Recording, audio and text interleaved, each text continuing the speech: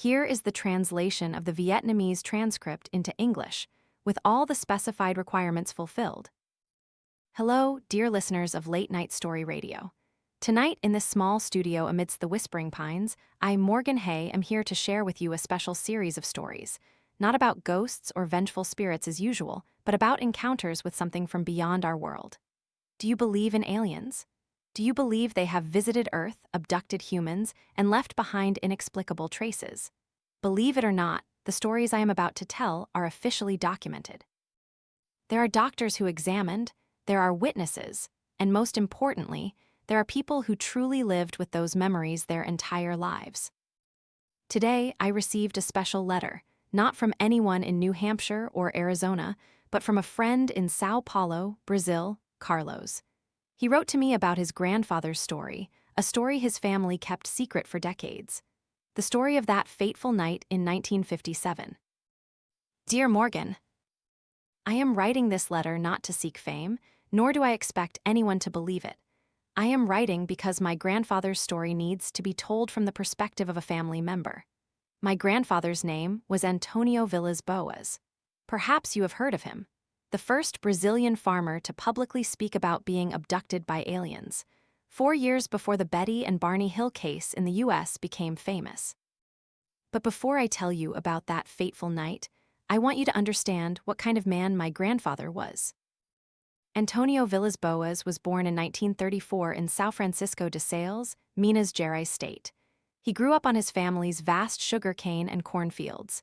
In 1957, when the incident occurred, he was only 23 years old, a healthy, hardworking, and completely normal farmer. His family was not poor as many people thought. They owned sizable land, even a tractor, a luxury at that time in rural Brazil. My grandfather was intelligent, curious about everything, and later became a lawyer. This was not a simple farmer, easily deceived or delusional, but in October 1957, something happened to him. Something that changed his life forever. October 5, 1957, around 11 p.m., Antonio was sleeping in his room when he felt suffocated. He opened the window for air, and that's when he saw it for the first time. A brilliant white light in the sky, not the light of an airplane or a star. It was too bright, too close, and it was moving. Antonio stared at the light. It hovered in the air, then slowly flew towards the house. As he prepared to wake his brother, the light vanished. He tried to sleep again, but couldn't. An hour later, he opened the window again. The light was still there, further away, but still present as if it was observing. 2 nights later, on October 7, Antonio was plowing the field with his brother, Joe. It was dark. They worked at night to avoid the scorching heat of the day. The tractor whirred in the quiet night, its lights illuminating the furrows. Then Joe shouted, "Antonio, look!" A large, fire-red glowing orb was flying across the sky. It wasn't falling like a shooting star. It flew horizontally, then stopped, then moved in another direction, as if intelligently controlled. The two brothers stood frozen, watching until it disappeared behind the distant fields. Joe wanted to go home immediately, but Antonio shook his head. The work wasn't finished. 8 days later, on the night of October 15, 1957, the night my grandfather would never forget, Antonio was alone in the field. His brother didn't want to come along after seeing the red light, but Antonio needed to finish the work. The tractor had to plow this land before the rain came. Around 1 a.m. on October 16, he saw it again, the red light, this time much closer. It was no longer far away in the sky. It was flying low, very low, right above the field.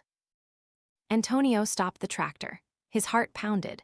The red light grew larger and closer until he could clearly make out its shape. It wasn't an orb, but an egg-shaped object with a rotating dome-like top. 3 long metal legs slowly extended from the bottom as it descended lower. Antonio turned the tractor, intending to flee, but the engine stopped working. The lights went out, everything plunged into an eerie silence. He jumped down and ran across the field. His feet sank deep into the soft earth, but he didn't stop. Behind him, he heard a metallic creaking sound as if something was opening. Then a hand gripped his shoulder. He turned and screamed. The creature standing before him was about 5 feet tall. It wore a full-body, head-to-toe gray suit with a helmet that completely obscured its face. Through the helmet's visor, he couldn't see its face clearly, only 2 eyes staring at him. Antonio punched the creature. It recoiled but didn't fall. Then 3 other creatures appeared. They grabbed his limbs, pulling him towards the ship. He resisted, shouting, kicking, and struggling, but they were stronger than he thought, much stronger. They pulled him up a rope ladder, a detail that made many people skeptical later. Why would a civilization capable of space travel use a rope ladder? But my grandfather remembered clearly it was a shiny metal rope ladder, but still a rope ladder.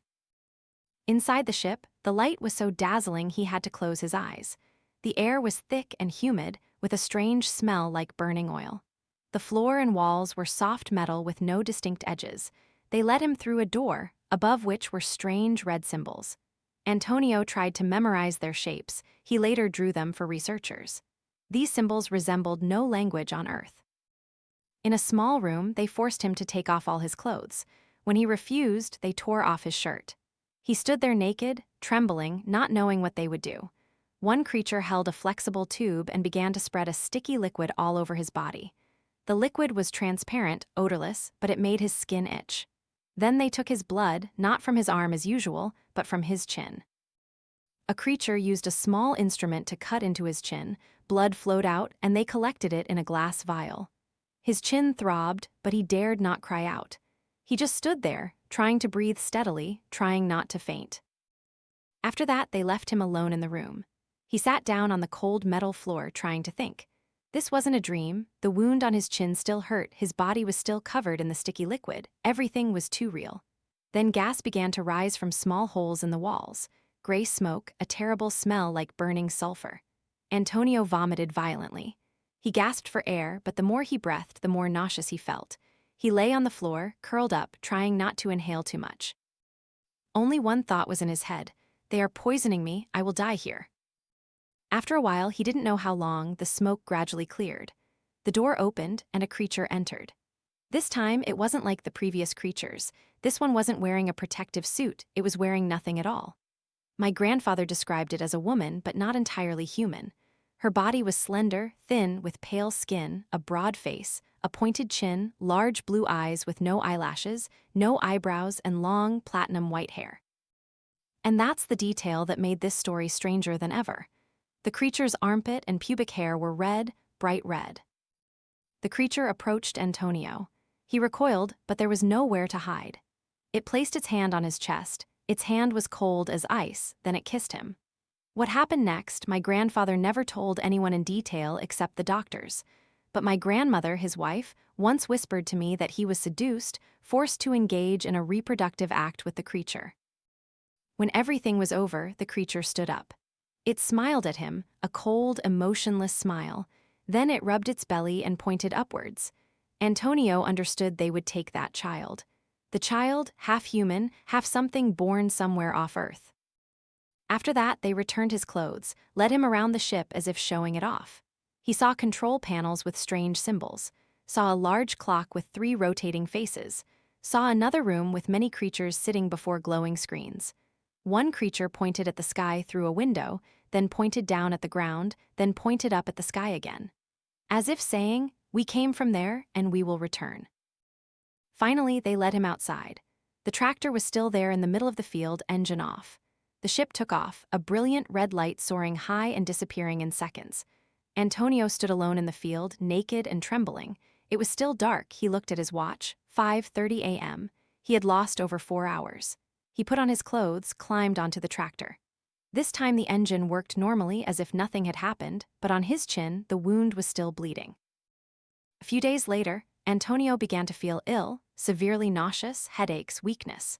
Bruises appeared all over his body, his eyes were bloodshot and stinging, and the wound on his chin wouldn't heal. He didn't dare tell anyone who would believe him, who wouldn't think he was crazy. But in February 1958, he read an article in O Cruzeiro magazine about UFO incidents in Venezuela.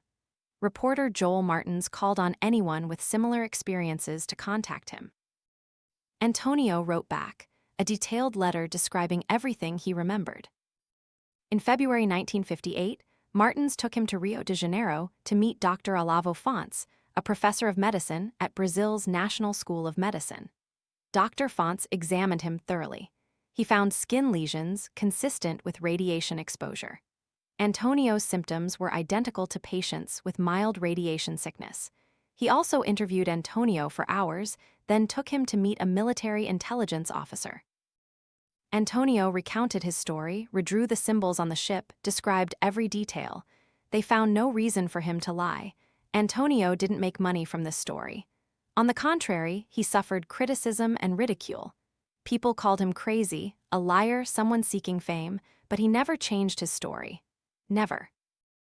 In 1962, his story was published in Flying Saucer Review magazine. It spread worldwide. People began comparing it to the Betty and Barney Hill incident in 1961 in the US. But my grandfather's story happened first. For years prior, he withdrew from the spotlight, returned home, studied law, and started a family. He married, had 4 children, including my father. Throughout his life, he never changed a single detail of the story. Even when people mocked him, even when scientists called him delusional. In 1991, he passed away at the age of 57. Until his last moments, he insisted, "It happened, I'm not lying." I was young when he passed away. But I remember the last time I saw him, he held my hand and said, "Carlos, do you believe your grandpa?" I nodded. "Yes, Grandpa, I do." He smiled, but there was a deep sadness in his eyes. Sometimes he didn't even believe himself anymore. Sometimes he thought he was crazy. But this scar on his chin and the nightmares, they never disappeared. He touched the circular scar on his chin, a small, round scar as if cut with a precise medical instrument. They took something from him, Carlos, took a part of his soul and left a child out there somewhere. That was the last time I heard him speak of it.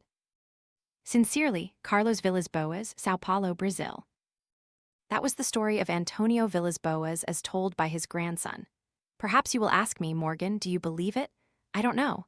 I really don't know, but I do know one thing. Antonio Villas Boas was not the only one to tell such a story.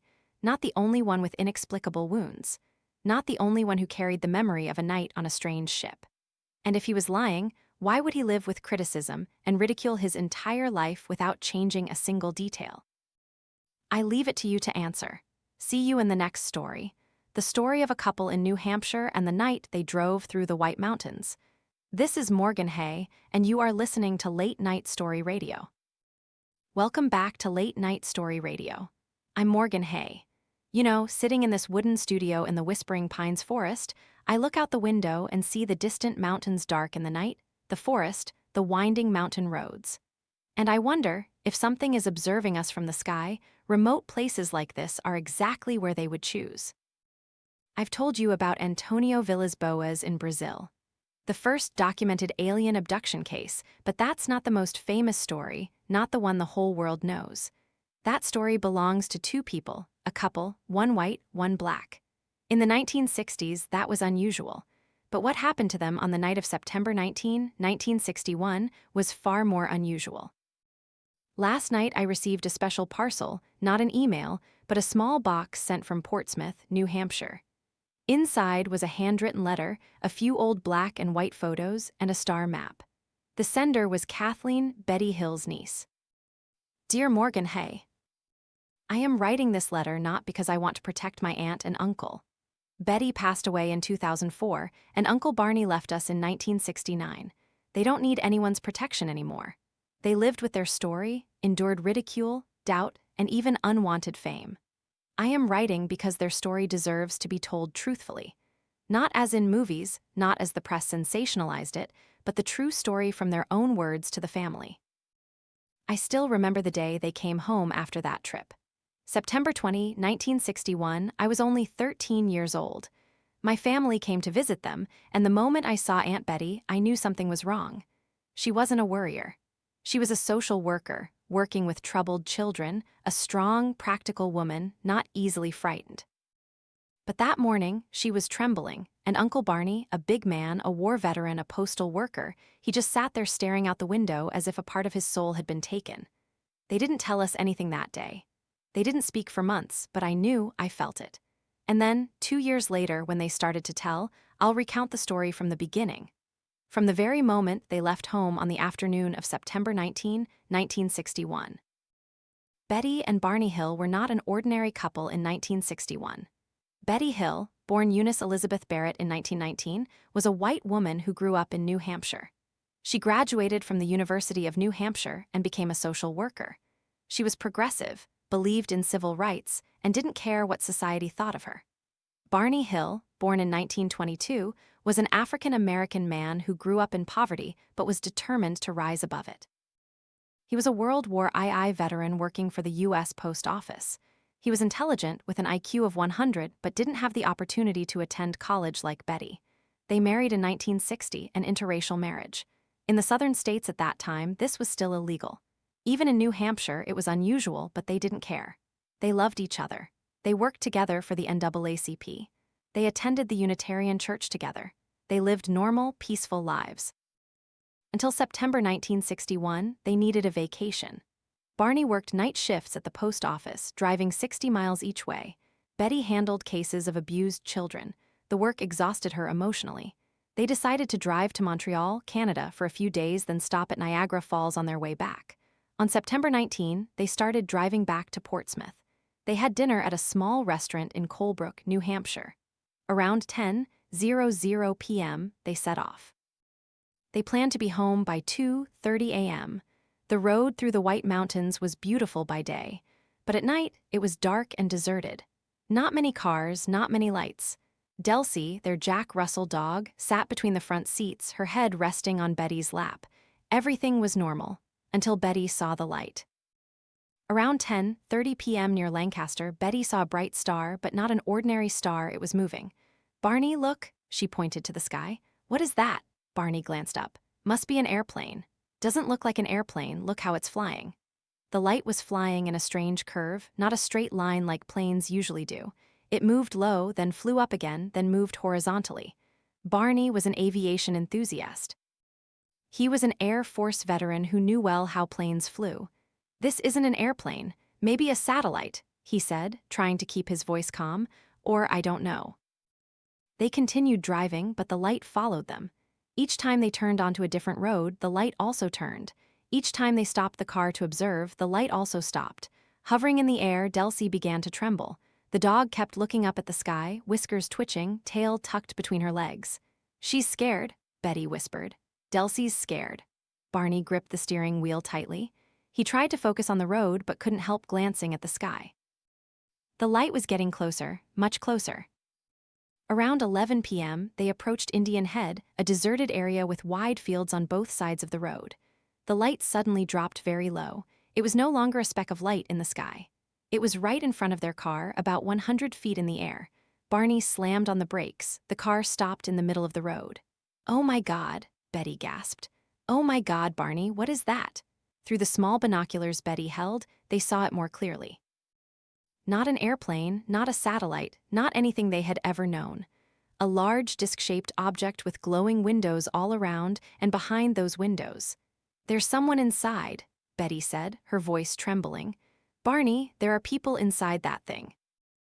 Barney took the binoculars from Betty's hand.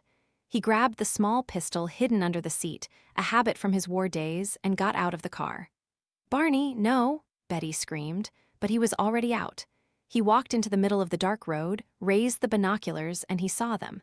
Later, under hypnosis, Barney described in detail what he saw. But at that moment, standing on the deserted road in the middle of the night, he only managed to think one thing. The eyes, the big black eyes with no pupils staring straight at him, unblinking, unmoving, just staring. There were about 5 or 6 creatures standing behind the windows. They wore black uniforms, large heads, small chins with no hair, gray skin, mouths that were just a straight line, and the eyes, those deep black eyes. One of them, seemingly the leader, moved towards the window.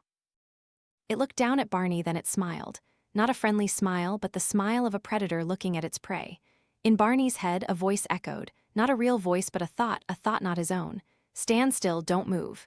He tried to lower the binoculars. He couldn't, his hands felt frozen. "Don't be afraid, we won't harm you." "No," Barney screamed. He dropped the binoculars, turned, and ran back to the car. "Run, they're going to catch us." Betty didn't need to be told twice. Barney jumped into the driver's seat and stomped on the gas. The car sped off, but it was too late. They heard a beeping sound, a strange rhythmic beeping coming from the trunk of the car. Beep, beep, beep. "What is that?" Betty turned to look. "Barney, what's that sound?" "I don't know, I don't." Then they felt sleepy, a heavy, irresistible drowsiness as if someone was slowly shutting down their brains. Betty tried to keep her eyes open. Barney, I can't. The beeping continued. Beep, beep, beep. Then darkness. Betty woke up to another beeping sound. Not like the previous beep, this one was sadder, like a signal of an end. Beep, beep, beep. She opened her eyes, they were still on the road. Barney was still driving. Delcy was still sitting between the two seats, as if nothing had happened. Barney? Her voice hoarse. Are you okay? He nodded but said nothing. His eyes were fixed on the road, his hands gripping the steering wheel so tightly his knuckles were white. They drove on, not speaking, not daring to think about what had just happened, until they looked at the clock. Barney, Betty said, her voice shaky, what time is it? He looked at the dashboard clock, 2:00 a.m. No way, he whispered. We lost how long? They calculated from when they first saw the light to when they woke up. 2 hours. 2 hours they couldn't remember, 2 hours that vanished. They arrived home at dawn, the sun beginning to rise, morning light shining into their small house in Portsmouth. Betty opened the car door, her legs trembling so much she could barely stand. Barney walked around to the back of the car. He stopped, staring at the trunk. Betty, he called, come here. On the trunk lid were shiny circular marks, about 5 of them, each the size of a coin. They reflected the light strangely. Betty took a compass from the car. She placed it near the circles. The compass needle spun wildly, spinning and spinning nonstop. Oh my God, she whispered. Barney, what did this? They checked their watches. Both had stopped. Exactly at 10:45 p.m., the moment they first saw the light. Their binoculars, the strap was broken. Barney didn't remember what he had done with it. Barney's shoes were heavily scuffed as if he had dragged his feet on rough ground. Betty's dress was torn at the back, and along the hem there were strange pink stains. And Barney felt strange. He couldn't explain it, but he felt as if someone had taken something from his body, examined it, collected it. They didn't tell anyone. Who would believe them? That morning, they called the nearby Pease Air Force Base. They reported seeing a strange object in the sky. The duty officer noted it. On the night of September 19, an unidentified object was detected by radar in the White Mountains area. We have recorded it. But they didn't mention the 2 missing hours, didn't mention the circles on the car, didn't mention the eyes. 2 days later, my family came to visit. That's when I first saw them after the trip, and I immediately knew something terrible had happened. Aunt Betty told my mother, I don't know if I'm going crazy, but I think something happened to us. What are you talking about? My mother asked. I don't remember. That's the problem, I don't remember. In the weeks that followed, Betty began to have nightmares. In her dreams, she saw herself lying on a cold metal table. Bright lights shone on her face. Small, cold hands with long, 4-fingered digits were touching her. Creatures surrounded her, they were examining her, taking skin samples, taking hair samples. A long needle pierced her abdomen. She cried out in pain, but a human-like creature, seemingly the leader, placed its hand on her forehead and the pain vanished. Sorry, a voice in her head. We need to check to see if you can get pregnant. Who am I to you? Betty asked in her dream. You are a specimen, the leader replied. We study you to understand why. Because we are dying, we need new life from you. In the dream, Betty saw a map of the stars. The leader pointed to it. We come from here, it said, pointing to a star, and we go to these places. Betty tried to memorize the map, the positions of the stars, the lines connecting them. Then she woke up, drenched in sweat. She drew the map many times, each time the same. Meanwhile, Barney began to develop stomach ulcers. He couldn't sleep. Every time he closed his eyes, he saw the eyes, those big black eyes staring through him. He began to fear driving at night. Every time he saw another car's headlights, his heart pounded. Every time he heard an airplane engine, he trembled. He didn't tell Betty, he tried to be strong. He was a man, a war veteran, he couldn't be afraid like this. But the nightmares wouldn't stop, and the feeling that someone had violated his body, taken a part of him. In 1963, 2 years after the incident, they decided to seek help. They went to see Dr. Benjamin Simon, a renowned psychiatrist and neurologist in Boston. He specialized in hypnosis, a widely accepted technique at the time. I don't understand why we're so worried, Betty told the doctor. But since that night, I can't stop thinking about it. Tell me about that night, Dr. Simon said. They told him about the light, the circles on the car, the 2 missing hours. Dr. Simon was silent for a moment, then he said, I want to try hypnosis to see if we can recover the lost memories. The first hypnosis session was on December 22, 1964. Dr. Simon put Barney into a deep hypnotic state, then he asked, Tell me what happened after you saw the light." And Barney began to tell, but not in his normal voice, but in the voice of a frightened child. I'm running," Barney said, his voice trembling. "I have to get back to the car, have to get Betty out of here. But they? Who?" Dr. Simon asked. "They're coming. Oh my God, they're coming. I see them, 6 of them. No, not people. Oh no," Barney began to scream.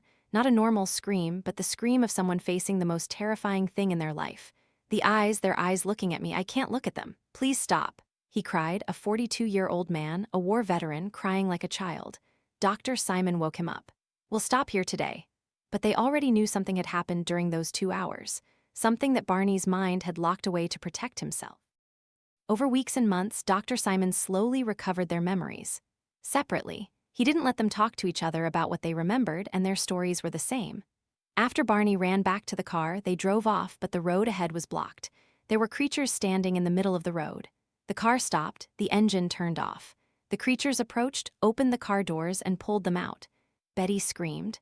Barney tried to resist, but their bodies were like paralyzed. They could see, they could hear, but they couldn't move. The creatures led them across the field towards a large, disc-shaped object that was landing. A long ramp extended from the bottom of the ship.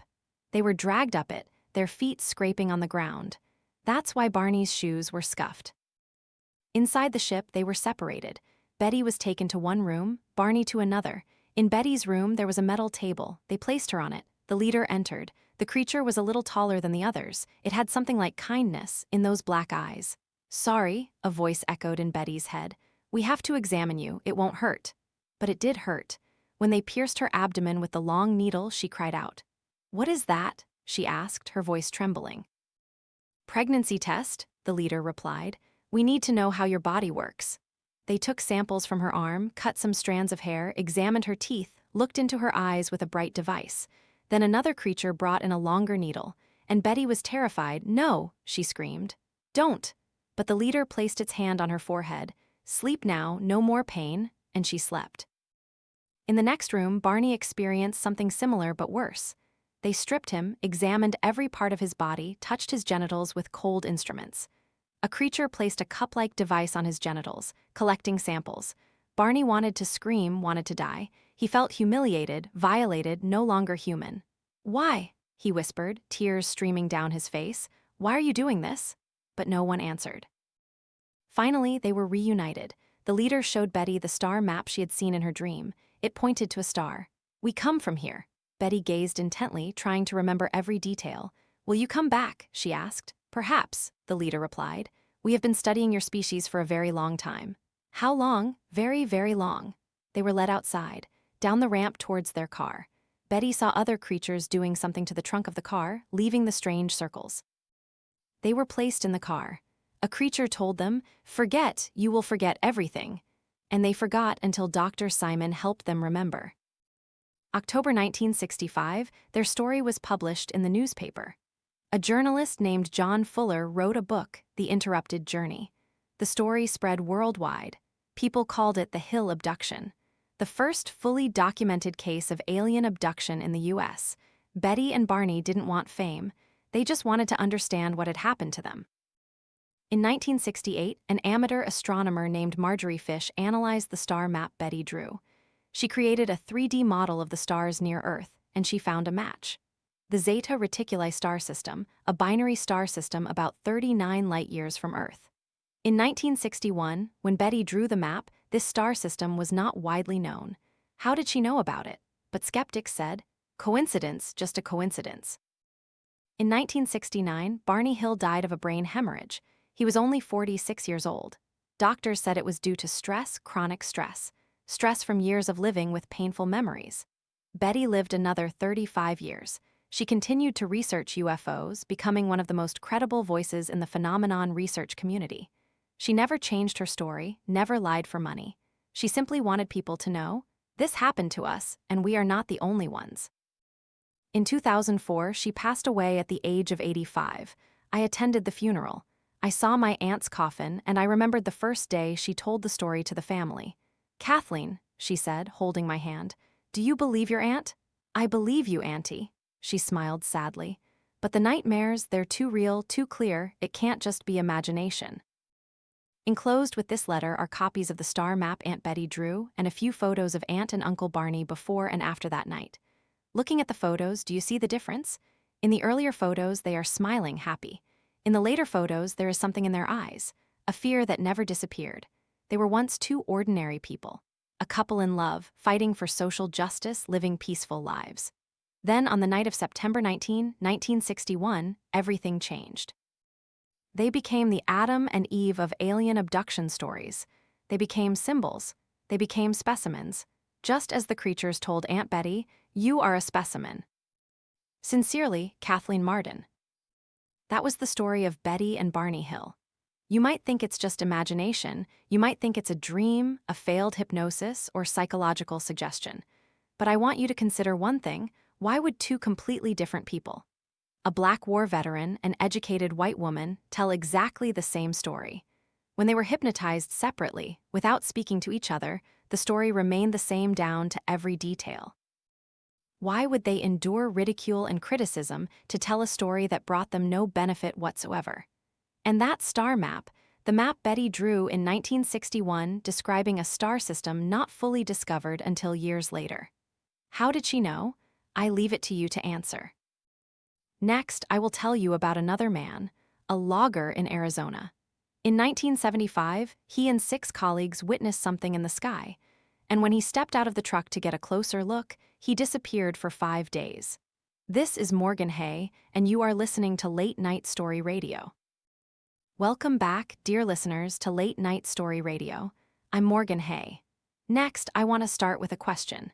If you disappeared for 5 days without a trace, without explanation, and when you returned you told a story that no one believed, what would you do? Would you keep telling it? Or would you remain silent, living with that secret for the rest of your life? Travis Walton chose to tell, and because of that, for nearly 50 years, he has lived with doubt, criticism, and the incessant question: is he lying? Just now, I received a parcel from Snowflake, Arizona. Inside was an old diary, a few photos, and a long letter from a man named Mike Rogers. He was the crew chief of the logging team Travis worked with. He was the first to see Travis taken, and this is the first time in nearly 50 years that he has decided to tell the story from his perspective. Not through the press, not through films, just the raw truth. Dear Morgan Hay, my name is Mike Rogers. I am 72 years old. I have lived in Snowflake, Arizona my entire life. I have been married 3 times, have 4 children, and have worked in the logging industry for over 40 years. I am not a talkative person. I am a working man, a man who believes in what my eyes see, what my hands touch. But there was one night, the night of November 5, 1975, I saw something that I cannot explain. Something that changed my life, Travis's life, and the lives of 5 other men forever. I know you want to hear this story. Everyone does, but I need you to understand one thing: we didn't make it up. We didn't do this for fame or money. We did it because we had no other choice. October 1975, Apache Sitgreaves National Forest, Arizona. We had a contract with the U.S. Forest Service. The job was simple: clear a 177-acre patch of forest, thin trees to prevent wildfires. The contract was worth $26,000, a large sum in 1975. But we were behind schedule, very behind. The contract required completion by November 10, and by the end of October, we had only done about half. If we didn't finish on time, we would be fined. A very heavy fine, potentially thousands of dollars. I was stressed, very stressed. I was the crew chief. If we failed, it was my fault. On October 20, I wrote to the Forest Service, admitting we might not finish on time. I requested an extension. They didn't reply. That evening, Travis and I were watching TV. There was a special movie, The UFO Incident, about the Betty and Barney Hill case. We watched the whole movie. Do you believe it? Travis asked me. I don't know, I replied. Sounds weird, though. Travis was silent for a moment, then he said, I think it would be cool to go on a spaceship, see things no one has ever seen. I laughed. You're crazy. But Travis was serious. I'm telling you, if a UFO landed in front of me, I'd go without hesitation. I didn't know that 2 weeks later Travis would have the chance to do just that. November 5, 1975, afternoon. Our team consisted of 7 people. Myself, Mike Rogers, 28 years old, the crew chief. Travis Walton, 22 years old, my future brother-in-law, about to marry my sister. Alan Dallies, 21 years old. John Gullett, 21 years old. Kenneth Peterson, 25 years old. Steve Pierce, 17 years old, the youngest. Dwayne Smith, 18 years old. We worked from early morning. Arizona in November, it's cold in the morning but still warm during the day. The work was hard, sawing trees, cutting branches, loading them onto my truck, a 1968 Harvester. 7 people crammed in. Travis sat in the back next to Steve Pierce. I drove down the forest trail, a rough dirt road, full of rocks and tree stumps. We went slowly, about 15 miles an hour. Everyone was tired, silent, only the sound of the engine and the tires rolling on the dirt. Around 6:10 p.m., we were driving through a sparse forest. Ahead was an open clearing about 100 feet wide. Then Alan Dallies shouted, "Look, look!" I looked in the direction he pointed, and my heart stopped. A light, not the sunset light, not light from a house or another car. A brilliant golden light hovering in the air about 20 feet above the ground. I slammed on the brakes. The truck stopped in the middle of the trail. "What the hell is that?" John whispered. We stared. The light wasn't just light. It came from an object, a disc-shaped object about 20 feet in diameter, about 10 feet thick, shiny metal, reflecting the sunset, no wings, no visible engines. It just hovered there, silent, completely silent. "It's a UFO, Steve Pierce said, his voice trembling. "It's a real UFO." I couldn't move, couldn't say anything, I just stared. My brain tried to understand what my eyes were seeing, but couldn't. Then Travis opened the truck door. "Travis," I yelled, "what are you doing?" "I want to see closer," Travis said. He jumped out of the truck before I could stop him. "Travis, come back." But Travis didn't listen. He ran towards the object, running fast across the clearing. "He's crazy," Alan said. "He's absolutely crazy." I watched Travis run closer to the object. He stopped about 15 feet beneath it. Looked up then. Everything happened so fast. The object began to make a sound. A high-pitched, vibrating hum as if machinery was starting up. The lights flashed faster. Travis stood there looking up as if hypnotized. "Travis, run!" I yelled. Then, a beam of light shot out from the bottom of the object, a brilliant blue-white beam shining directly at Travis. Travis was flung backward, his body lifted then thrown backward as if electrocuted. He fell to the ground, motionless. "Oh my God," John yelled. "It killed him." Survival instinct took over me. I stepped on the gas, the truck sped off. "No," Steve yelled. "Travis is still there." "We have to go," I yelled back. "We have to go now." I drove frantically down the trail, branches whipped against the windshield. The truck bounced up and down on the rough road. Someone was crying in the back. I don't know who it was. We went about a quarter of a mile, then I slammed on the brakes. "We can't leave Travis behind," I said, my voice trembling. "We have to go back." "You're crazy," Alan yelled. "That thing could kill us. Travis is our friend, we can't leave him." I turned the truck around and drove back. But when we reached the clearing, the object had vanished. And so had Travis. No more light, no more object, only the dark, empty clearing with pine trees swaying in the wind, and Travis was nowhere to be found. We got out of the truck, called Travis's name, searched all over the area, no trace, no sound, no blood, no drag marks on the ground. Travis Walton had disappeared. "We have to call the police," I said. We drove as fast as we could to Heber, the nearest small town. I stopped at a gas station with a public phone, my hands trembling so much it was hard to dial. I called Sheriff Marlon Glaspie. "What's wrong, Mike?" he asked. Travis is gone. There's something." "I don't know how to explain. You have to come here." "Slow down. What are you talking about?" I took a deep breath. "We saw a UFO. It shot Travis and now he's not there anymore." The other end of the line was silent for a long time. Then, "Mike, have you been drinking?" "No, I'm serious. Please come here." An hour later, the clearing was full of people. Police, the sheriff, volunteers, all carrying flashlights searching for Travis. They found nothing. They also didn't believe us. "You owe money on the contract, don't you?" Deputy Sheriff Ellison asked me. "If Travis dies, you don't have to pay, right? Act of God." "No, it's not like that," I protested. "We really saw it, all 7 of us. 7 people saw a UFO." Ellison looked at me skeptically. "Convenient, isn't it?"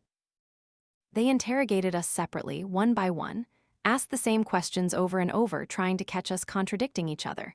But our story didn't change because it was the truth. Alan described the yellow, disc-shaped object with no sound. John described the beam of light shooting out and hitting Travis. He was thrown back. Steve, the 17-year-old kid, cried as he recounted, "I saw Travis fall. I thought he was dead." Dwayne, Ken, all told the same story, but the police didn't believe them. November 6, one day after Travis went missing, the search and rescue team gathered over 50 volunteers. They combed the entire forest, bringing sniffer dogs. Helicopters flew overhead, observing from above, but found no Travis. The press began to pour in. The Arizona Republic, the Phoenix Gazette, then national newspapers, Associated Press, United Press International. The story made front pages: man abducted by UFO in Arizona. Travis's mother, Mary Walton, called me. Mike, where's my son? Where's my son? I didn't know what to say. I'm sorry, I'm so sorry. Travis's family thought we had killed him. The police thought we were hiding something. The town regarded us as liars. We lost our jobs. No one hired people who saw UFOs. My wife wanted a divorce. She couldn't stand the pressure. I couldn't sleep. Every time I closed my eyes, I saw Travis hit by the light beam, saw him fall, and I ran away. I left him behind. November 7, we agreed to take a lie detector test. They attached wires to our chests, hands, heads, asking questions. Did you kill Travis Walton? No. Did you see a UFO? Yes. Are you lying? No. Alan Dallies and I passed the test. Ken Peterson and Steve Pierce were inconclusive. John Gullett and Dwayne Smith refused to take the test. They were afraid of being tricked, but the results didn't matter. The police still didn't believe us. They thought we had killed Travis and hidden the body. We'll find the body, Sheriff Glaspie said, and then all of you will go to jail. November 10, 5 days after Travis went missing. Around midnight, the phone rang at my sister Dana's house. Jonna is my sister and Travis's future fiancé. She was at Travis's mother's house taking care of her. Jonna picked up. Hello? A weak, hoarse voice. Jonna, it's me, Travis. Jonna screamed.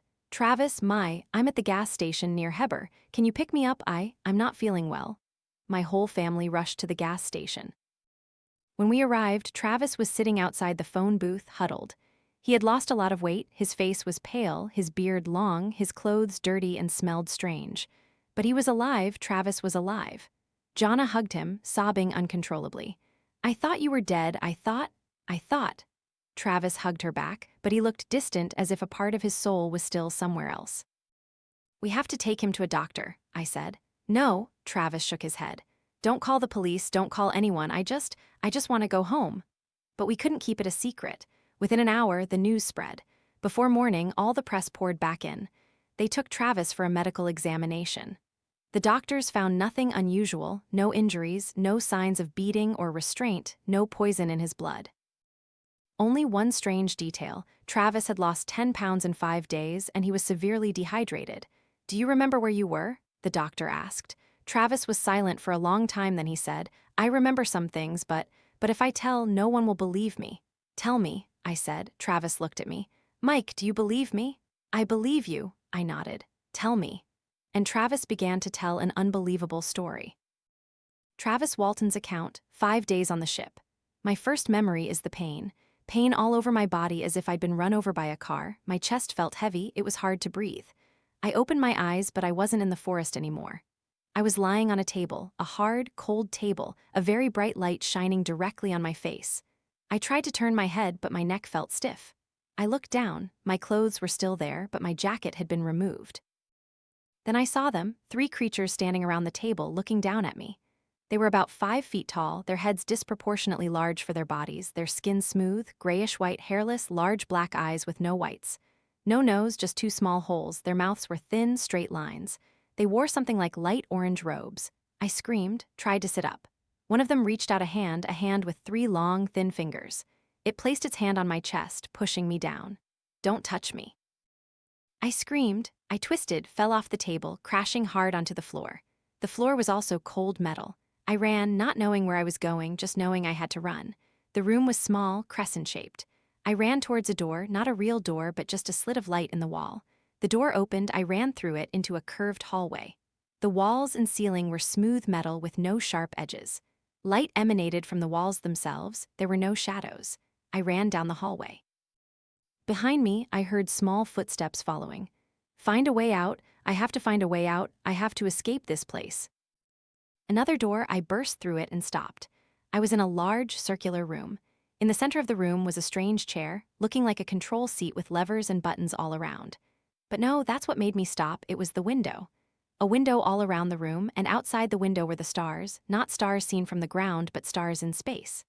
Thousands, millions of brilliant, sharp stars unobstructed by an atmosphere. I was on a spaceship. Truly on a spaceship, flying in space. "Oh my God," I whispered. "Oh my God, this is really happening, this is real." I walked closer to the window, looked out, searching for Earth but saw nothing, only darkness and stars. Behind me the door opened, I turned, but it wasn't the small gray creatures, it was a human or human-looking. The man was about 6 feet tall, wearing a dark blue, tight-fitting uniform, long blonde hair reaching his shoulders, a handsome, almost perfect face, amber eyes looking at me with kindness. "Don't be afraid," he said, not with his mouth but in my head like distant hypnosis. "Who are you?" I asked. "Where is this? I want to go home." He walked closer, placed his hand on my shoulder, his hand warm and soft. "Follow me," he said. I didn't want to, but I had no other choice. I followed. He led me through another hallway, through rooms whose purpose I didn't understand. Machines blinked, screens displayed strange symbols. Finally, we arrived at another small room. There were 3 other people there, 2 men, 1 woman. All looked human, blonde hair, light-colored eyes, wearing blue uniforms. They smiled at me but said nothing. The first man pointed to another table. "Lie down." "No," I recoiled. "I'm not lying on that again. We won't harm you. You're injured, we need to treat you." "I'm not injured." He pointed to my chest. I looked down. My shirt had a burn mark and the skin underneath. The skin was burned, a large burn on my chest. I didn't feel any pain. Why didn't I feel any pain? "You were in shock," he explained. "The energy beam caused damage. If not treated, you will die." I had no choice. I lay on the table. The 3 human-like figures, or whatever they were, began to work. They placed a mask on my face. Not a real mask, but like a glowing screen. "Breathe." A voice in my head. I inhaled. A strange, sweet smell, and everything began to fade. When I woke up, I was no longer on the ship. I was lying on the road, asphalt, cars passing by. The sound of engines, headlights. I sat up, looked around. Where am I? A sign. Heber 5 miles. Heber, I was near home. I stood up, my legs trembling, my head spinning. I was hungry, thirsty, dead tired. I walked along the road, each step as heavy as lead. Finally, I saw lights, a gas station closing but still lit. I ran to it, found a phone booth, a public phone. I had some coins in my pocket. I called Jonna, and after that I was here. After Travis's account, Travis's story made national news. The National Enquirer paid $5,000 for an interview. UFO researchers flocked to Snowflake. They put Travis through a lie detector test. He passed. They put him under hypnosis. He recounted the exact same story. They examined his body. The burn on his chest had almost completely healed, only an open scar remained. Doctors couldn't explain the burn, but skeptics still didn't believe him. Philip Klass, a journalist specializing in UFOs but skeptical of everything, wrote a book attacking us. He said we made up the story to get out of our contract with the Forest Service, saying we hid Travis for 5 days to create the story. "If Travis went missing," Klass wrote, "that would be a legitimate reason not to complete the contract, not to be fined." But he was wrong. We were still fined, still lost money. And more than that, we lost our credibility, our jobs, our normal lives. Steve Pierce had to change his name and move away to escape the press. Alan Dallies never spoke about the incident again. John Gullett refused all interviews, and I struggled with myself for years, wondering if I had done something wrong, if I should have stopped Travis, if I shouldn't have run away. 1993, the movie Fire in the Sky. Hollywood made a movie about our story. Director Robert Lieberman, actor D.B. Sweeney played Travis. We hoped the movie would tell the truth, but they changed many things. They made the scene on the ship much more gruesome. Travis was tortured, imprisoned in a goo sack, brutally examined. In Travis's book, he didn't tell it that way. He said the small gray creatures were more afraid of him than he was of them. And the human-like figures didn't treat him badly. But Hollywood needed a horror movie. They needed people to be scared. The movie received some good reviews, but also made many people think we were exaggerating the story. 2021, I recanted my statement. In May 2021, I did something I regret. I posted on Facebook, "I, Michael Rogers, with a clear and rational mind, hereby announce that I am no longer to be considered a witness to the alleged abduction of Travis Walton on November 5, 1975. Why did I write that? Because I was tired. Tired of the criticism. Tired of people calling me a liar. Tired of the midnight phone calls from harassers. I wanted my normal life back. I wanted to die in peace. But after posting that, I couldn't sleep because I knew I was lying. A week later, I deleted the post and I called Travis. "I'm sorry," I said. "I shouldn't have written that. It did happen. I know it happened." Travis was silent for a long time, then he said, "I understand, Mike. I know you're under pressure, but I shouldn't lie. We saw it. All 7 of us, and you disappeared for 5 days. That's the truth." "Thank you," Travis said. "Thank you for saying it." Now, almost 50 years later, Travis still lives in Arizona. He organizes his own UFO conference, Skyfair Summit. He appears on podcasts, interviews, talks to anyone who wants to listen. He never changes his story, not one detail. "I still live in Snowflake, 72 years old. My health isn't good anymore, but I needed to write this letter before it's too late. Morgan, I don't know if you believe it or not. I don't know who believes it anymore. But I have to say one last time. It happened. I saw that object. Saw Travis hit by the beam of light, ran like a coward, and left my friend behind. And 5 days later, Travis returned, thinner, scared, but alive. What did they do to him in those 5 days? I don't know. I wasn't there, but I know this. Travis Walton is not lying. He's not smart enough to invent such a complex story and keep it consistent for nearly 50 years. He has no motive. We didn't make money from this story. On the contrary, we lost everything. And if it was a hoax, why would 7 men with careers, families, and lives of their own maintain a lie together for nearly half a century? It doesn't make sense. The truth is simpler and more terrifying. That night, we were not alone in the forest. Sincerely, Mike Rogers, Snowflake, Arizona. That was the story of Travis Walton as told by Mike Rogers. Travis Walton is still alive. He is 72 years old and he is still telling this story. Some believe, some don't, but one thing is undeniable. 7 men saw something that night, and one of them disappeared for 5 days. Forensics, police, UFO researchers all have examined this story, and no one has been able to prove it false. The movie, Fire in the Sky, has a line I really like. Mike Rogers says, "I know what I saw, and I saw my friend taken. That's their truth, and they have to live with it forever." This is Morgan Hay, and you are listening to Late Night Story Radio. Welcome back to Late Night Story Radio. I'm Morgan Hay. Have you ever woken up in the middle of the night and known, just simply known, that someone was watching you? Not the feeling that someone is at the door or outside the window, but the feeling that someone is standing right beside your bed, so close you can hear their breathing. But when you open your eyes, no one is there. Or worse, something is. Next, I want to tell you about a man who experienced exactly that. A famous writer, a horror storyteller who created terrifying creatures in his imagination. Until one night, creatures from another place visited him. His name was Whitley Strieber, and the book he wrote about that experience, Communion, changed how the whole world thought about aliens forever. Yesterday, I received a parcel from New York. Inside was a long letter, an old manuscript, and a photograph. That photograph, I couldn't stop looking at it. A face, huge black eyes staring directly at you, through you. It was the cover photo of Communion, and it has haunted millions. The sender of the letter was Anne Strieber, Whitley's wife. She passed away in 2015, but before she died, she wrote this letter and gave it to a friend with instructions.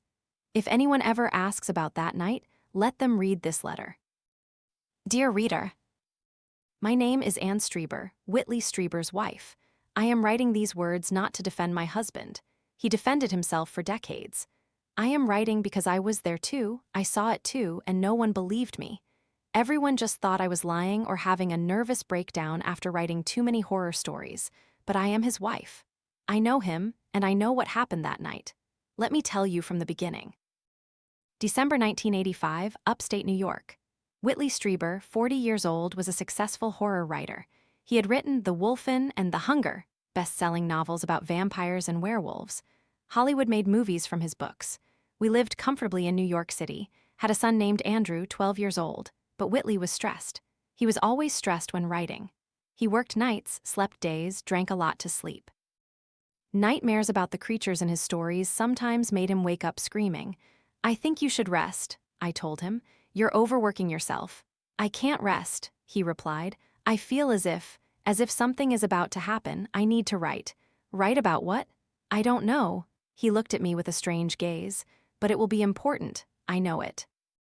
In December, we decided to take a vacation at our cabin in upstate New York, a small wooden house in the forest near a small town called Shandaken in the Catskill Mountains area.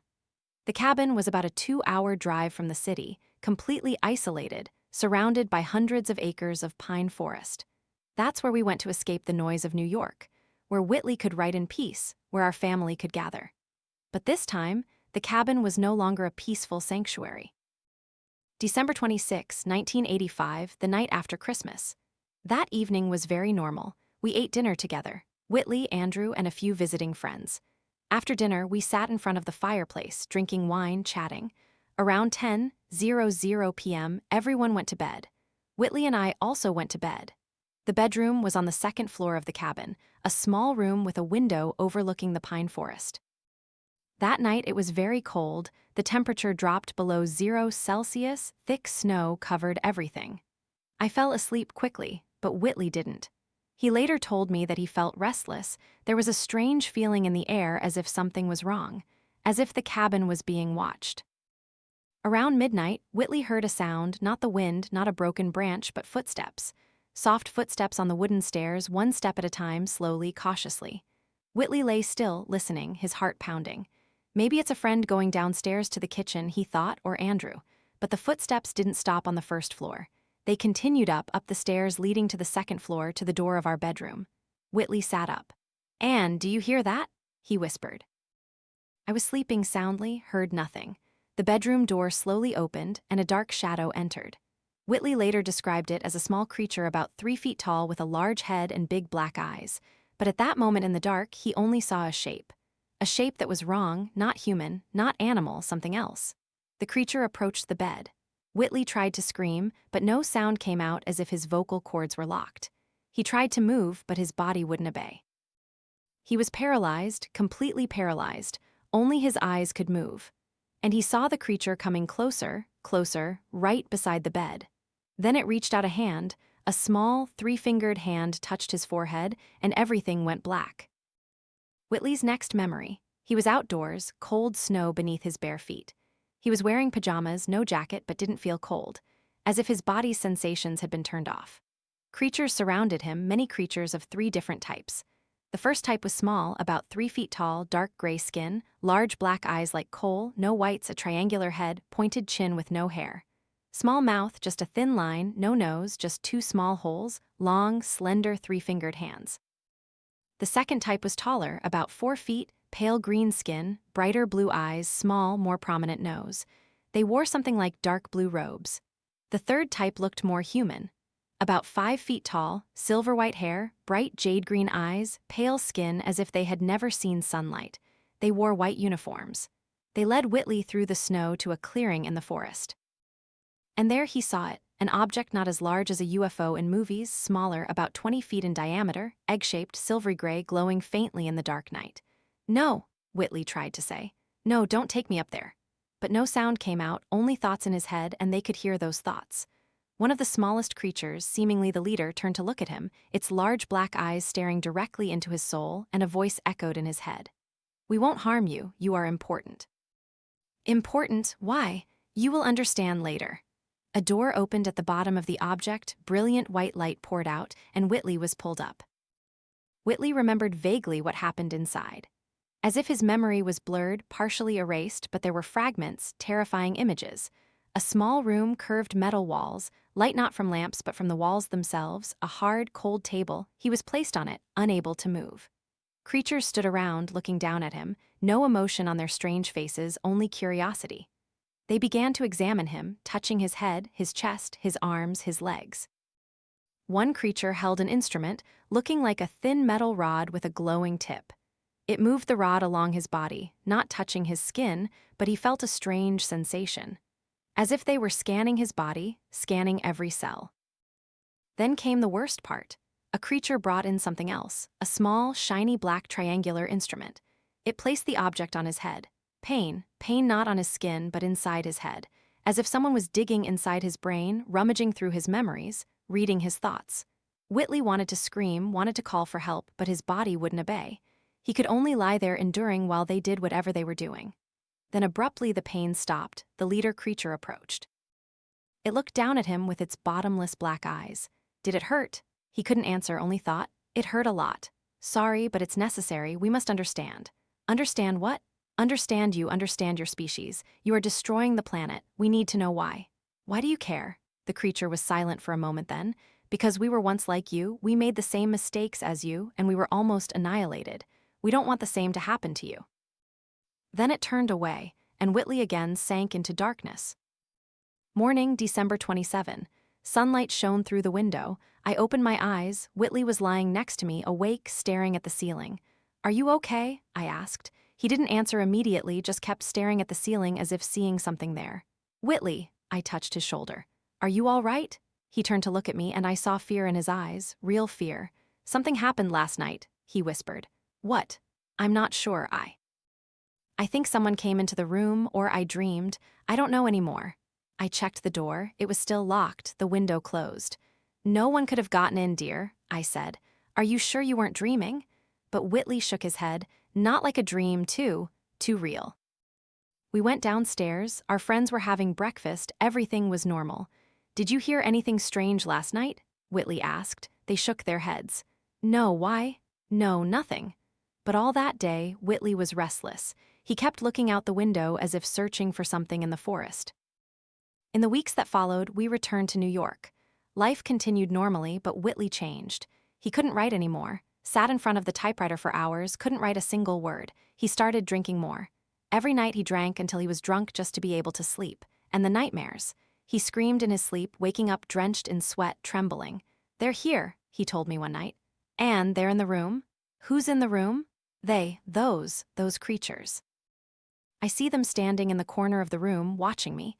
I looked at the corner of the room. Nothing. There's nothing there, I said. I don't see them. He looked at me with panicked eyes. They're right there, don't you see the eyes? I started to worry. This wasn't the Whitley I knew. He was losing control. You need to see a doctor, I said. No doctor can help me. How do you know? He was silent for a long time then. Because the problem isn't in my head. The problem is they really visited me. May 1986, meeting Bud Hopkins. A friend introduced Whitley to Bud Hopkins, a renowned artist and UFO researcher. Hopkins had studied hundreds of alien abduction cases and specialized in hypnotic regression. You might have lost memories, Hopkins told Whitley. Many people abducted by aliens don't remember anything. Their minds lock away those memories to protect themselves. So hypnosis can help me remember. Possibly, if you're willing, Whitley agreed. The first hypnosis session took place in late May 1986. Hopkins put Whitley into a deep hypnotic state, then he asked, Go back to the night of December 26, 1985, where are you? And Whitley began to remember what he remembered under hypnosis, not just once, but many times. They had been visiting him since he was a child, since he was 6 years old living in San Antonio, Texas. That night, as he was sleeping in his room, a light shone into the window. He woke up, saw small creatures standing around his bed. They took him away, his parents knew nothing. The next morning, he remembered nothing, only a vague nightmare, and they continued to come throughout his life.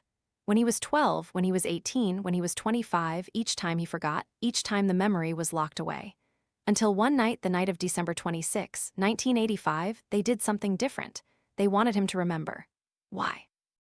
Whitley asked the leader creature in his hypnotic memory, Why this time do you want me to remember? Because it is time for your species to know, to awaken, and you will be the one to tell. Tell whom? Tell the world, write what you remember, write the truth.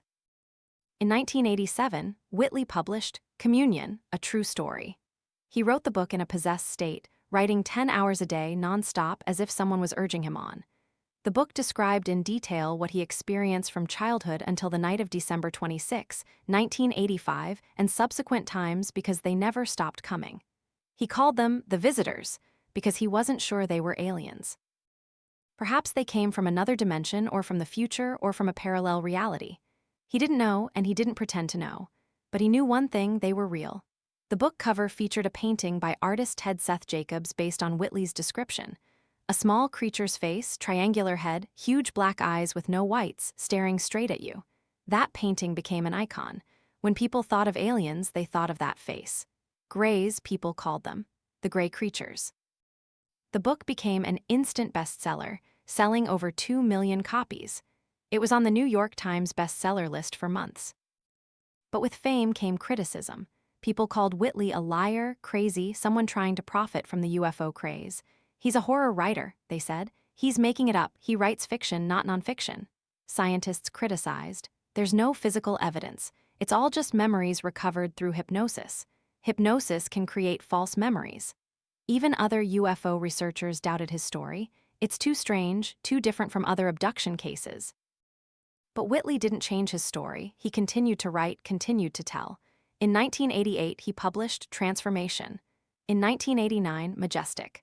In 1997, The Communion Letters, a collection of letters from hundreds of thousands of people who had written to him, recounting similar experiences. He was not alone.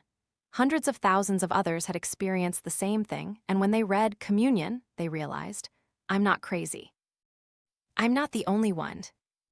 Hollywood made a movie from the book, directed by Philippe Mora.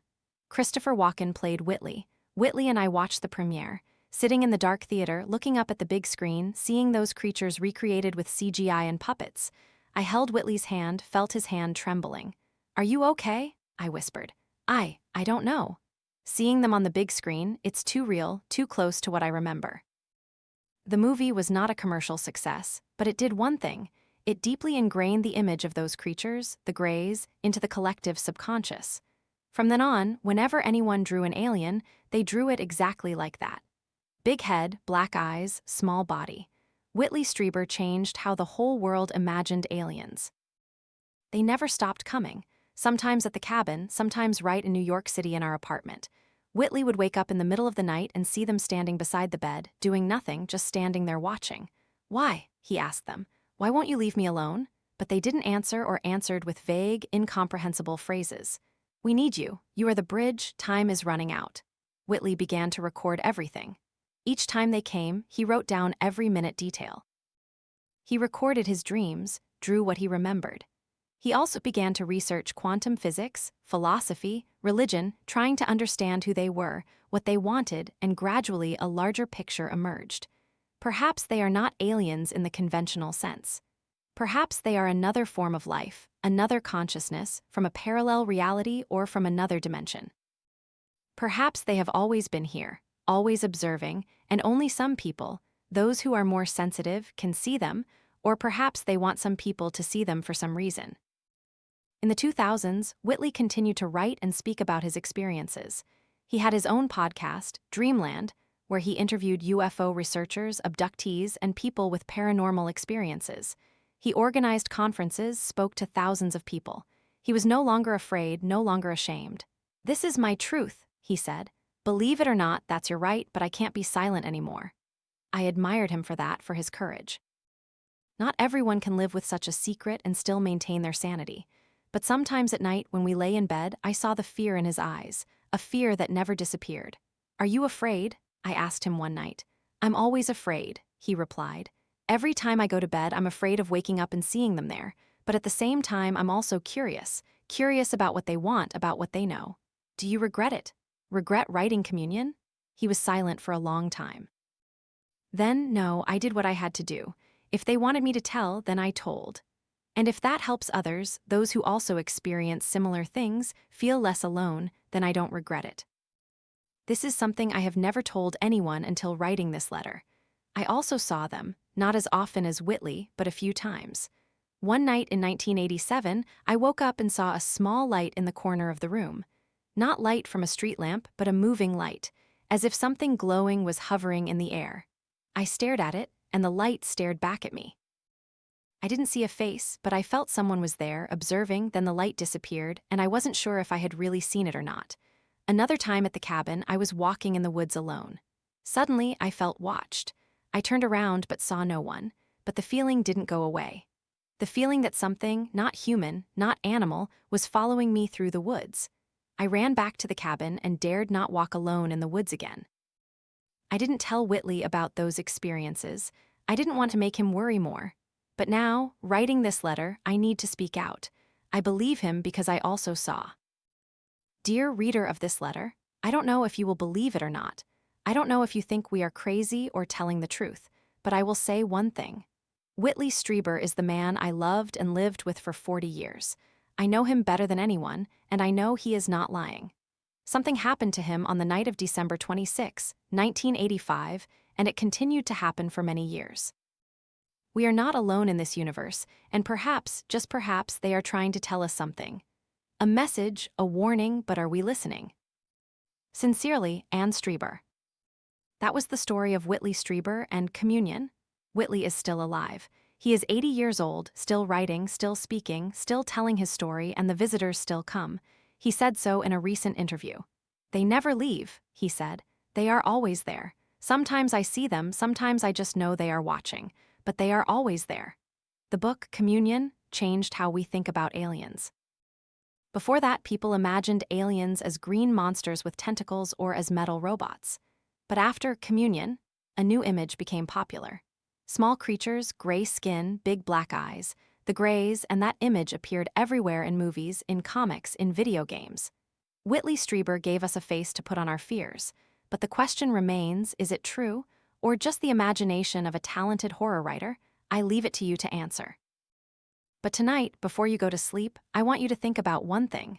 If you wake up in the middle of the night and feel someone watching you, don't open your eyes, just lie still and pray they will pass. Because if you open your eyes, you might see what Whitley saw. And once you see, you cannot unsee it. This is Morgan Hay.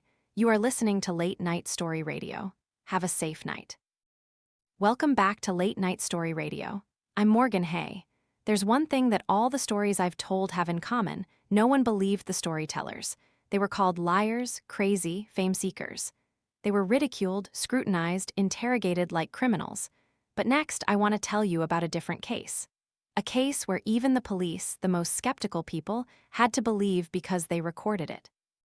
Recorded the moment two men thought they were alone, unheard, and what they said in that recording could not be faked. This story happened in Pascagoula, Mississippi.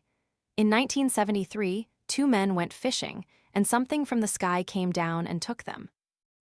Last night, I received a box of old cassette tapes sent from Pascagoula, accompanied by a letter from Rebecca Davis, a woman who spent many years researching this incident. She wrote, "Morgan, I'm sending you the original audio tape from the night of October 11, 1973. The police left Charles Hickson and Calvin Parker alone in the interrogation room, thinking they would admit to lying. But what they said when they thought no one was listening will send shivers down your spine." I listened to that tape, and I have to say it's more terrifying than anything I've ever heard. Dear Morgan, my name is Rebecca Davis. I grew up in Pascagoula, Mississippi. When I was a child, everyone in town knew the story of the men abducted by aliens, but no one dared speak of it aloud. My grandmother used to say, "Hush, child, we don't talk about that. Hush up, kid, we don't talk about that." But I was curious, and years later when I grew up, I started researching, interviewing witnesses, looking for documents, and finally I met Calvin Parker, one of the two men abducted that night. Calvin had been silent for over 40 years, unwilling to tell anyone. He had moved many times, changed his name just to escape attention. But in 2018, he decided to write a book to tell his story because he said, "I'm dying now, and I need everyone to know the truth before it's too late." Calvin passed away from kidney cancer, but before he died, he gave me many documents, including a copy of the audio tape from the night they reported to the police. Listen to it, and you'll understand why I believe them. October 11, 1973. Pascagoula, Mississippi. Charles Hickson, 42, was a welder at the Walker shipyard. He had a wife and children, was a hardworking, trouble-free employee. He was known as a serious man, not a heavy drinker, not one to engage in idle chatter. Calvin Parker, 19, had only been working for a few months at the same shipyard. This was his first job after graduating high school. He was about to get married. The wedding was just a month away. He was a shy, quiet boy, easily frightened. They weren't close friends, but Charles had helped Calvin get the job, so Calvin was grateful and regarded Charles as an older brother. That afternoon, after work, Charles invited Calvin to go fishing. "The moon is beautiful tonight," Charles said. "The fish will be biting. Want to come with me?" Calvin hesitated. He had a date with his girlfriend, but Charles insisted. "Just an hour, catch a few fish, then go home." Calvin nodded. "Okay, 1 hour." They drove to the Pascagoula riverbank, an old dock near the Ingalls shipyard. The area was deserted at night, only the sound of waves lapping and insects chirping. They sat on the old wooden dock, casting their lines into the water. It was dark, the sun had just set, no clouds, a bright full moon. "Beautiful, isn't it?" Calvin said. "Yeah," Charles replied. "Peaceful." They didn't know that it would be the last peaceful night of their lives. Around 7:00 p.m., they had been fishing for about 30 minutes, no fish had bitten. "Maybe it's not a good night," Charles said. "Let's fish for another 15 minutes, then go home." Calvin nodded. He reeled in his fishing rod. Then they heard a sound, a zipping sound like a zipper, but louder, longer something. Calvin turned his head, Charles looked too, and both saw it. A blue light. 2 blue lights flashing, flying very, very low over the water. "What is that?" Calvin whispered. "I don't know, maybe an airplane." But it wasn't like an airplane. The light moved strangely, stopping, then speeding up, then stopping again. No engine sound, only that zipping sound. Then the light flew towards them, fast, very fast. Calvin stood up. "We should go." But it was too late. The light stopped right in front of them, and they saw the object. An oval-shaped object, not large, about 30-40 feet wide, 8-10 feet high, grayish-blue, glowing faintly, hovering over the water about 3-4 feet from the ground, completely silent. The zipping sound had stopped. Charles and Calvin stood frozen, unable to move, not because they were paralyzed, but because they were too scared. "Oh my God," Calvin gasped. "Oh my God, what is that?" "I don't know," Charles said, his voice trembling. "But we need to run now." They turned to run towards the car, but a door opened at the bottom of the object. Dazzling white light poured out, and 3 creatures flew out, not walked, but flew, hovering in the air, moving towards them. Charles described them later. They were about 5 feet tall, their skin a pale gray, like wet, shiny eel skin, no neck, head directly attached to the shoulders, no visible eyes, only a horizontal crease where the eyes should be. No nose or ears, the mouth was just a small slit, and their hands were horrible. Their hands were not normal hands, but like crab claws. 2 large claws at the end of each arm that could open and close. They wore something like dark gray robes, or perhaps that was their skin. Charles wasn't sure, and they made a sound. A strange sound like chirping birds or grinding machinery. "DDD," Calvin later said. "I thought they were talking to each other, but not in a language we understood." 2 creatures moved towards Charles and Calvin. The 3rd creature stayed near the object, as if guarding. Charles tried to run, but his legs felt frozen, unable to move. "Run," he yelled to Calvin, "run!" But Calvin couldn't run either. He stood there trembling uncontrollably, eyes wide. 1 creature came before Charles, extended its claw, and grabbed his arm. Charles felt strange, no pain, but his entire body suddenly became numb. He couldn't move anything, his hands, legs, head, even his mouth. He could only watch, only feel fear. The creature pulled him up, not dragged but lifted. He hovered in the air parallel to the ground as if lifted by an invisible force. At the same time, the 2nd creature came to Calvin. But Calvin reacted differently. He fainted on the spot. Only saw the creature for a second, then he collapsed. Charles saw Calvin fall. "Calvin, Calvin." But no sound came out. He could only scream in his head. The creature lifted Calvin just as it lifted Charles, then they flew towards the object, carrying the 2 men. Charles remembered clearly what happened next. Calvin didn't, because he was unconscious throughout. They were taken into a small, brightly lit room, white light with no source, as if emanating from the air itself. No windows, no furniture, only curved walls and a low ceiling. Charles was still paralyzed, still hovering horizontally in the air about 3 feet above the floor. A creature approached, not one of the original ones, but something else. Charles called it the Eye, a spherical object about the size of a basketball hovering in the air, glowing from within, moving around Charles, observing him from every angle. Charles felt as if it was looking into him, not just looking at the outside, but looking through into his body, into his bones, into his organs. It moved very close to his face, so close he could feel warmth from it. It scanned him from head to toe, from left to right. How long did it take? Charles didn't know. Maybe 20 minutes, maybe an hour, time seemed to stand still. Meanwhile, Calvin still lay there unconscious. Charles saw him hovering in another corner of the room. Another eye was also scanning Calvin. Charles tried to speak, tried to ask, "What do you want? Why are you doing this?" But no sound came out, and no one answered. Finally, the eye flew out of the room. The creatures with the crab claws returned. They lifted Charles and Calvin, carried them outside, and placed them back in the exact same spot on the old dock, next to the fishing rods. Charles felt himself being lowered to the ground, his feet touching the earth, his body no longer hovering. He could move, first his fingers, then his hands, then his legs. He turned to look. The object was still there, hovering over the water. The three creatures flew back inside, the door closed, then the object shot straight up vertically. So fast that Charles couldn't see it clearly, just a streak of blue light, then it disappeared. Silence, only the sound of waves lapping, crickets chirping. Charles looked down. Calvin lay on the ground, still unconscious. "Calvin!" Charles knelt down and shook his shoulder. "Calvin, wake up!" Calvin slowly opened his eyes. What is it?" They're gone. Calvin sat up, looked around. We're still alive. Still alive." They sat there trembling, trying to understand what had just happened. "We have to report this," Charles said. "Have to tell someone. Who would believe us? I don't know, but we have to try." At first, they intended to go to the Mississippi Press newspaper office, but when they arrived, no one was there. It was too late. The office was closed. Charles and Calvin stood outside, not knowing what to do. "To the police station," Charles said. "They're always there. They'll think we're crazy probably, but we have to report it. Someone has to know." They drove to the Jackson County Sheriff's Department around 10:00 p.m. Before going in, Charles took a small bottle of whiskey from the car and took a swig. His hands were still trembling. He needed something to calm down. Then they walked in. Sheriff Fred Diamond was on duty. He saw two men walk in, one middle-aged, one young. Both looked like they had just seen a ghost. "What's wrong?" he asked. Charles took a deep breath. We were just abducted." "Abducted?" Diamond raised an eyebrow. "Who abducted you?" "Not humans, aliens." Silence. Diamond stared at them. "Have you been drinking?" "I had a little," Charles admitted. "But after what happened, I needed to calm down." Diamond smelled alcohol. "Is that so?" "Please believe us," Calvin said, his voice trembling. "We really saw it. There were creatures and a ship. They took us up there." Diamond looked at the two for a long time, then he called Deputy Sheriff Glenn Ryder. "Glenn, come here. Two men want to report aliens."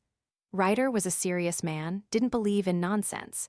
He was a veteran, had been a police officer for many years, encountered all kinds of criminals.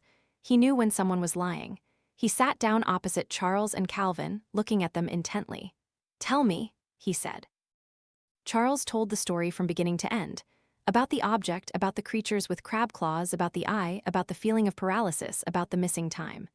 Ryder listened without interrupting, his face showing no emotion. When Charles finished, Ryder asked Calvin, "Do you remember anything?" "No," Calvin shook his head. "I fainted. I only remember seeing the creature then nothing. Until I woke up, I was on the dock." Ryder looked at the two men. They didn't look like liars. They were genuinely terrified. Sweat drenched their shirts, hands trembling, eyes red. But the story was too bizarre, too unbelievable. "You wait here," Ryder said. "I need to discuss this with my superiors."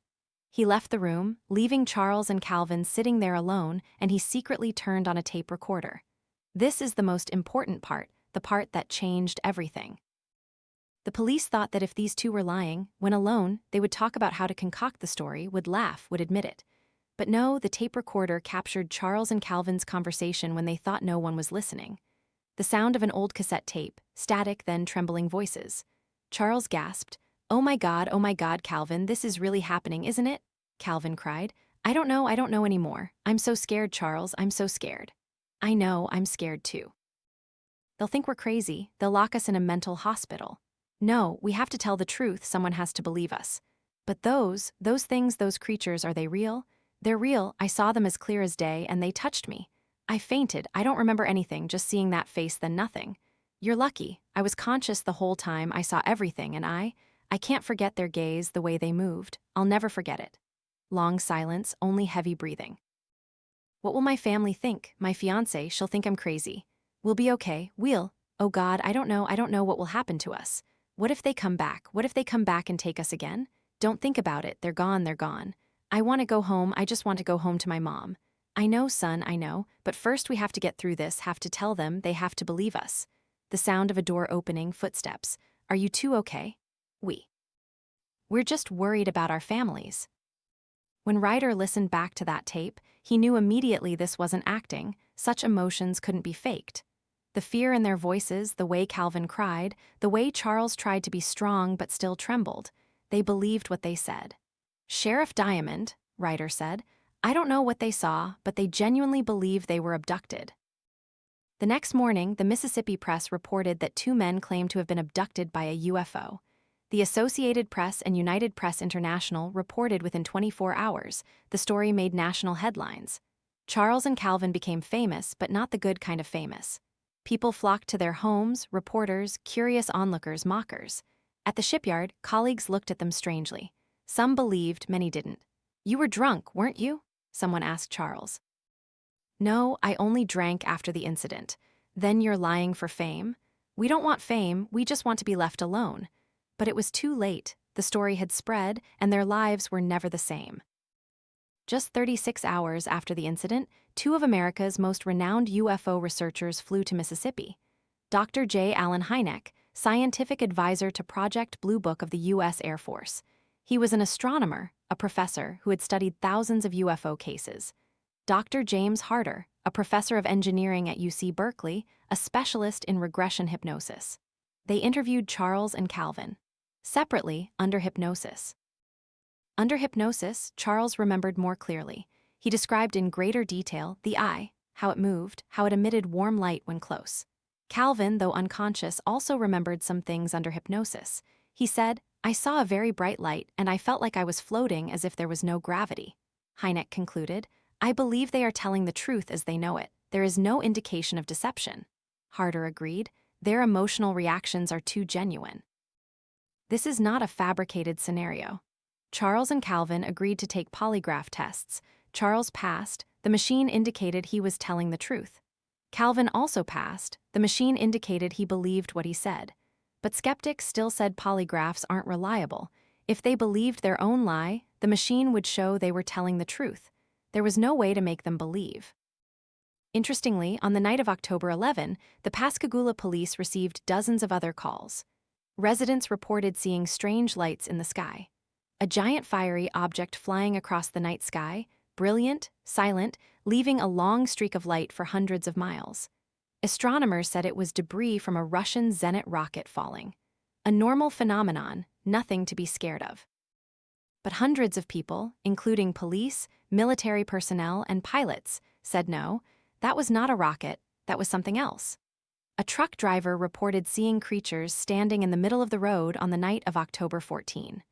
A mother and her young son reported seeing a disc-shaped object land in their field on October 15.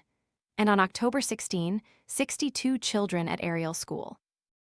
As if someone was preparing, observing, choosing locations, choosing people to send a message, and the chosen ones were children. Why? Dr. Johnny Mack, a Harvard professor, had a theory. He said, "Adults have biases. We've decided what is real and what isn't. We've built our worldview and don't want to change. But children are still open, still believe, and most importantly, children are the future. If you want to send a message about the future, you don't talk to the old. You talk to those who will live in that future." The 62 children in 1994 are now adults aged 30 to 40. They are teachers, artists, scientists, environmental activists, and they remember. They always remember.